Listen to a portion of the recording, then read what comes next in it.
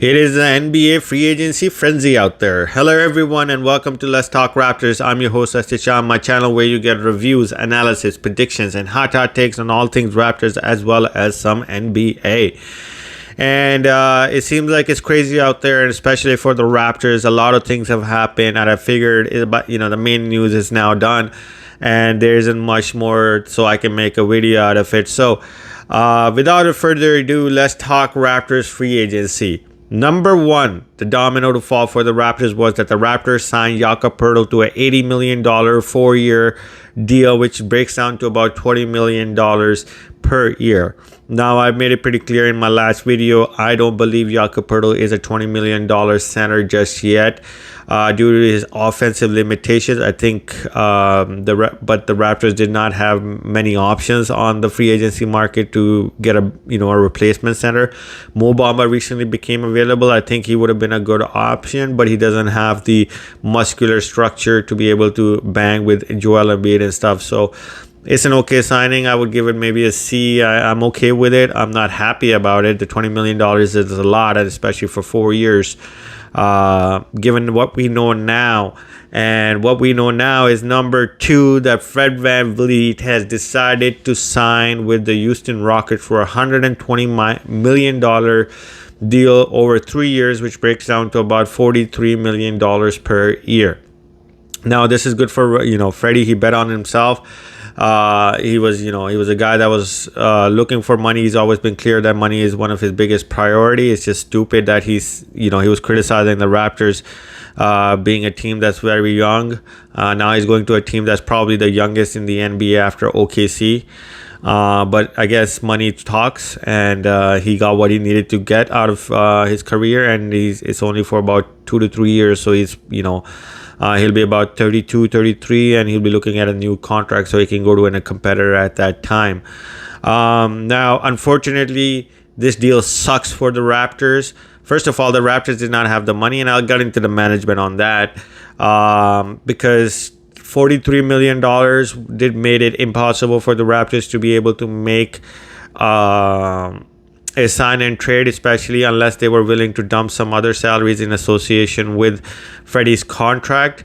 Because if they were to bring back just, sign and trade $43 million, they will be looking at the paying luxury tax in regards to the $43 million, because even with after signing Jakob, they had only about $35 million to spend, and that's if they were to waive Tad Young and a couple of other guys. So unfortunately, the Raptors couldn't do a sign and trade, and it seems like Freddie didn't give a shit about it, which kind of sucks because the Raptors are the ones that believed in him, gave him all the chances that he deserved. He became a champion with the Raptors, so you expect a little bit more loyalty from a guy, but in this day and age, who's loyal, man? That does not exist anymore. So let's get into what this means for the Raptors management. I love it in the sense that this is a wake-up call for the idiotic moves or lack of moves that the Raptors have been doing for the past few years. It seems like the Raptors believe these guys every time they say, hey, I love it here, I want to stay, kind of like the Kyrie Irving bullshit, but they're always going to go where they want to go with the money they want to have.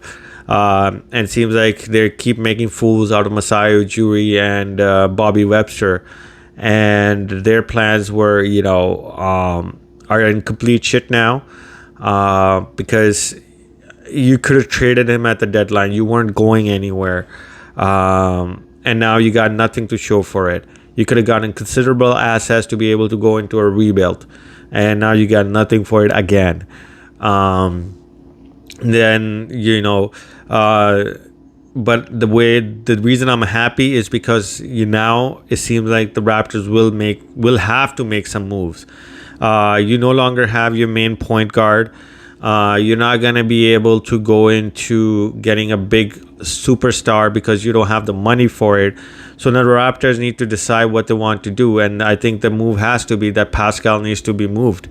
You need to go into the future with OG Anunoby, Gary Trent Jr., Scotty Barnes, and Grady Dick, all of these youngsters, and start the rebuild, man. Get some assets for yourself. You don't even have your pick for next year, so now you need to start not just being at this level. Now you need to, make some moves. And this should be an indication to you that don't trust the players, man. They might say they want to live here, but if somebody offers them 50 million, they're gonna walk, and you're not gonna get shit for it. So I think it's a really good wake up call for the management, and the management should eat this, bag of rocks, I guess, to put it nicely, for not making the moves when they're absolutely necessary to be made, especially when you knew your salary cap would not be able to match big money. And the guy has always said money is one of his biggest priority to be able to take care of his family. So come on, man. The Raptors start moving it. But the Raptors had made a subsequent move after Freddie did leave for Houston, or has said that he is going to. They have signed Dennis Schroder, which is number 3. They have signed Dennis Schroder to a $26 million contract for 2 years, which breaks down to about 13 million, which means the Raptors still have about 6 million left in cap, 5 to 6 million, without having to waive any of the guys. I'm okay with Dennis Schroder, but again, I don't think the Raptors, Dennis Schroder is a difference maker. He's not a great, assisting point guard either. He's good defensively, but I think what the Raptors required was somebody of Gabe Vince's nature, who is, again, going to the Lakers now, so there's no possibility of signing him. But the Raptors need to make some moves. If you're... I don't think you should continue to keep on trying to rebuild trying to continue with what you got right now. I think it's time that you realize that there is a rebuild coming. Dennis Schroder might assist you in, some sort of veteran presence, be able to provide you with some sort of defense and a little bit of offense, but he's not going to change your team to the point that you're going to be a championship team.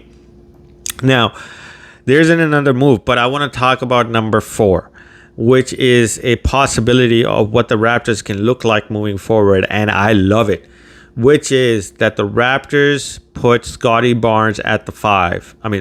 At the point guard spot, at the 1. I don't know. It works different ways.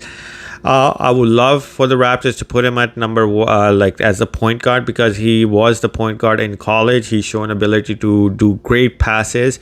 It will give him more freedom to be able to guide the game, decide if he needs to get to the bucket, shoot the 3, get who needs the involvement, and allow him the ability to grow.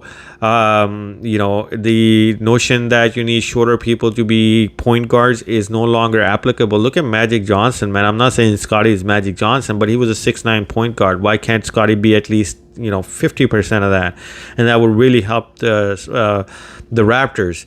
And then Gary as your shooting guard, OG as your small forward, Pascal, unless you trade him. If you trade him, great. You can put Precious Achiuwa at the 4 and let him develop as well. But if you're keeping Pascal, then Pascal at the 4, and then Jakob at the 5 is a great starting 5. I don't think Schroder should be starting at all.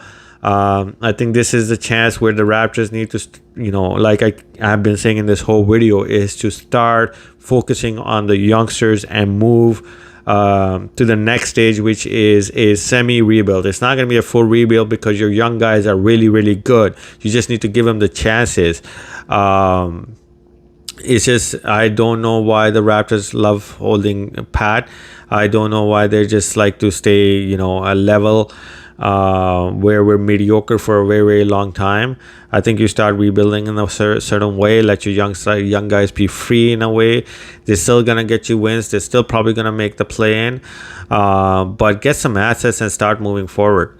And that's what I have for you guys for this video for the free agency up until now for the Raptors. If there's some other moves made, I will be doing a total video of all the free agency stuff after July 6th when we know that the contracts are finalized. But it seems like the Raptors are in a shit fest. The only thing they were able to do was save face on the Jakob move that was made last year. But other than that, they haven't really been able to do anything. So let's hope they can make some other moves, which will include some sort of trades, make the team a little bit younger and, more dynamic, and possibly look at getting better, because the Raptors fans are looking at that. They want a specific direction.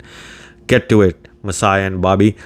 Anyways, I hope you guys enjoyed the content. I hope you guys enjoyed the breaking aspect of it. So if you enjoyed it, please hit the like and subscribe button, and I will see you guys after July 6th.